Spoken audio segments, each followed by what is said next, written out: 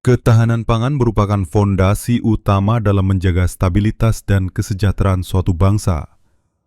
Pangan bukan hanya soal ketersediaan makanan, tetapi juga menyangkut akses, kualitas, dan keberlanjutan produksi di masa depan. Pemerintah Kabupaten Pasaman Barat menyadari betul bahwa desa adalah ujung tombak dari keberhasilan program ini. Dengan memperkuat sektor pertanian, perikanan, dan peternakan di tingkat desa, Pasaman Barat berkomitmen mendorong lahirnya desa-desa tangguh pangan yang mandiri dan berdaya saing. Assalamualaikum warahmatullahi wabarakatuh. Saya Yulianto, Bupati Pasaman Barat.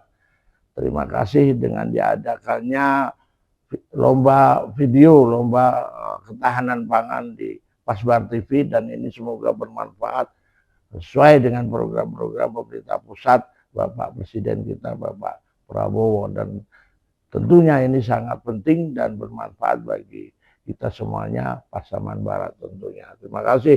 Assalamualaikum warahmatullahi wabarakatuh.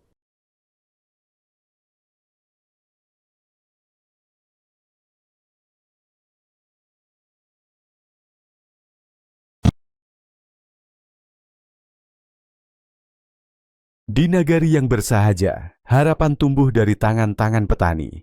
Di sini, ketahanan pangan bukan sekadar wacana, tapi gerakan nyata dari rakyat, oleh rakyat, untuk masa depan bersama. Dengan semangat gotong royong dan kearifan lokal, kami melangkah pasti menuju kemandirian pangan. Inilah cerita kami. Dana desa sangat bermanfaat sekali untuk masyarakat Nagari Kapah. Adapun salah satu peruntukannya digunakan untuk kegiatan ketahanan pangan di desa sebesar 20% anggaran digunakan untuk kegiatan ketahanan pangan di desa. Dan pelaksanaan kegiatan tersebut diatur dalam Kepmendes nomor 82 tahun 2022 tentang pedoman ketahanan pangan di desa. Selama ini masyarakat Nagari Kapah memasak telur ayam dari luar. Untuk itulah kegiatan ketahanan pangan khusus budidaya ayam petelur dilaksanakan di Nagari Kapah dari tahun 2022. Kegiatan ketahanan pangan untuk budidaya ayam petelur pertama dilaksanakan pada tahun 2022 di Kejorongan Kapah Timur dengan pengelola yaitu kelompok tani saudara. Adapun dana yang dikeluarkan pada saat itu yaitu sebesar 380 juta. Untuk kedua kalinya dilaksanakan pada tahun 2023 yaitu dilaksanakan di Kejorongan Padang Laweh dengan pengelola kelompok tani Setia Karya. Dana yang dikeluarkan yaitu sebesar 407 juta. Selanjutnya di tahap ketiga dilaksanakan di Kejorongan Lubuk Pudiang pada tahun 2024, tepatnya di Padang Panjang. Dana yang dikucurkan pada saat itu sebesar 367 juta. Manfaat dari program ketahanan pangan ini adalah bagi kelompok tani yang mendapatkan program ini menjadi tambahan penghasilan untuk kelompok tani dan membuka lapangan kerja bagi masyarakat sekitar. Dan dahulunya masyarakat Nagari Kapah sangat bergantung dengan pasokan telur ayam dari kabupaten luar, dan sekarang sudah bisa mencukupi untuk Nagari Kapah. Dan untuk stunting di Nagari Kapah, dengan adanya program ini, stunting di Nagari Kapah jauh berkurang, karena kami selaku pemerintah Nagari Kapah menegaskan kepada seluruh kelompok tani yang mendapatkan bantuan program ketahanan pangan ini untuk memberikan bantuan telur ayam ke posyandu di Kejorongan masing-masing.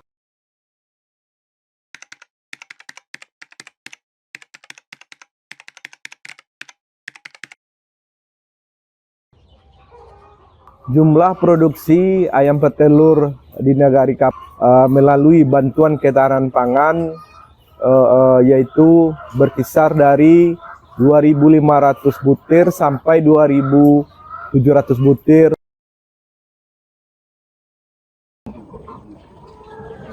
Keberhasilan peternakan ayam petelur ini ditentukan oleh beberapa faktor. Faktor-faktor yang mendukung keberhasilan peternakan ayam petelur ini adalah yang pertama, pemilihan bibit yang baik. Kenapa kita memilih bibit yang baik? Supaya nanti mendapatkan hasil yang baik. Kalau bibitnya tidak baik, tentu hasilnya akan tidak baik. Yang kedua, yaitu memberikan pakan yang berkualitas.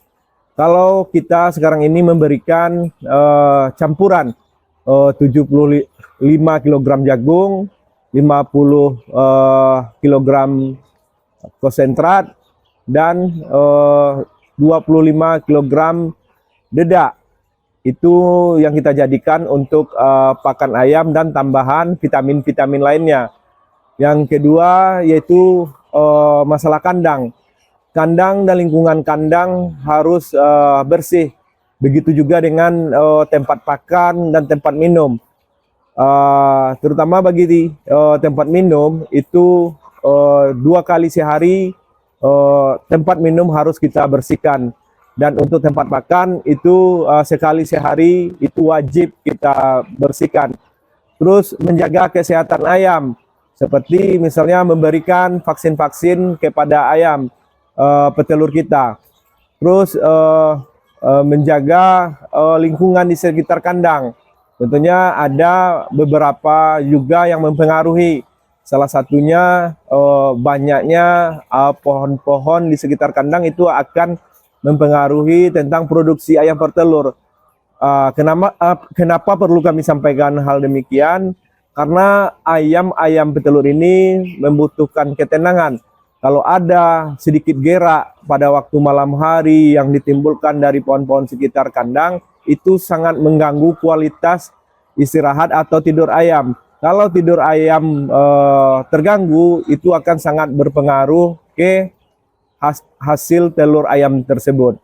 Untuk mempertahankan dan meningkatkan keberlanjutan program ketahanan pangan berbasis peternakan ayam petelur, Wali Nagari Kapa terus melakukan inovasi nyata. Di kandang pribadinya, beliau mengembangkan sistem tumpang sari antara ayam ras petelur dan ayam kampung unggul Balit Bangtan atau KUB. Selain itu, beliau juga membudidayakan tumbuhan azolla sebagai bahan makanan tambahan untuk ayam KUB-nya.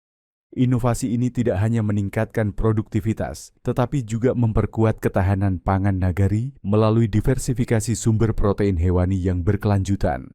Langkah ini menjadi bukti komitmen pemimpin nagari yang tidak hanya memberi kebijakan, tetapi juga menjadi teladan di lapangan. Karena ketahanan pangan sejati dimulai dari keberanian untuk berinovasi dan keteladanan dalam bertindak. Ada beberapa permasalahan yang kita hadapi dalam melaksanakan beternak ayam petelur ini.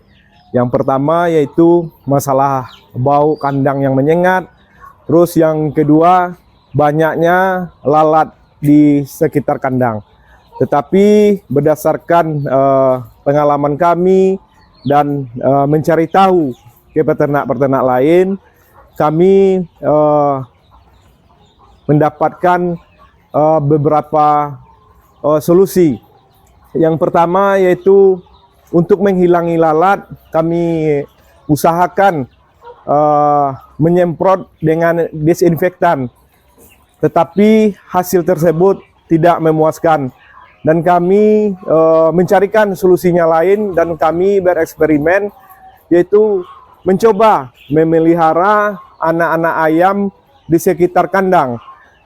Dalam pemikiran kami, kalau anak ayam yang kita pelihara, tentunya nanti anak ayam ini setelah 2 bulan kita pelihara akan menjadikan penambahan penghasilan bagi kami peternak ayam.